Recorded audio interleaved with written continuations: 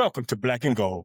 Each voting season, Democratic stooges tell us to show up and vote. However, Black Americans do not have a voting problem. We have a power problem. The same ritual repeats itself. Candidates arrive, promises are made, our turnout is demanded, and just as our votes are delivered, our leverage disappears.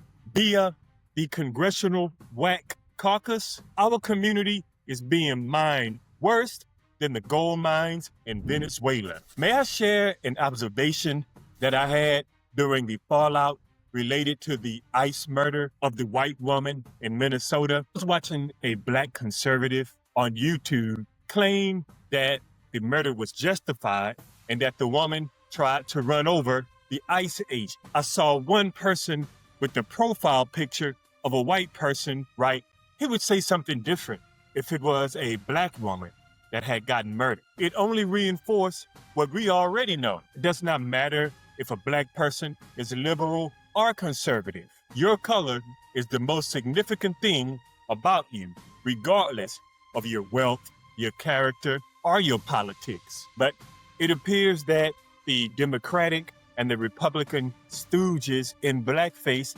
haven't gotten a message. The practice of coalition politics has trained Black voters to supply power without retaining any control. No need to point the finger. This is all our fault. This is why the conversation about a Black American advocacy party is important. Such a party should function as a tool and not as a protest. A serious Black American political advocacy would not be about exclusion. Its purpose would be to acquire and wield leverage. We can start locally in areas where we are the numerical majority.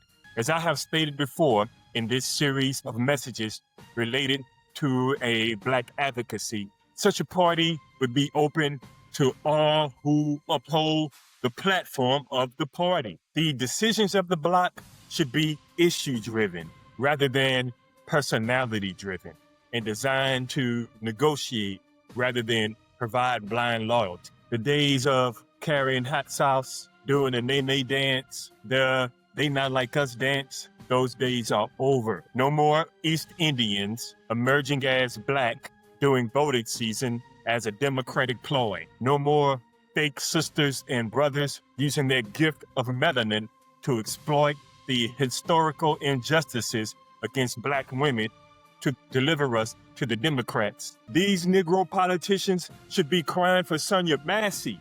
They should be crying for Breonna Taylor. But I get it though. The murder of a Black person is par for the course, especially for the government representatives. However, we need to usher in a new era of Black political representation where it isn't commonly accepted, where it isn't dismissed. Regarding Black American political advocacy, critics will argue that such a party would split the vote. That argument would make sense only if our current loyalty to the Democrats produced consistent results. But you tell me, brothers and sisters, what results has that loyalty yielded? From what I see, it has only yielded a number of career politicians. Now, the stooges will say that I'm being unrealistic. What is truly unrealistic is expecting permanent loyalty to generate permanent gains, especially amongst the people who do not respect your humanity. And as quiet as it's kept,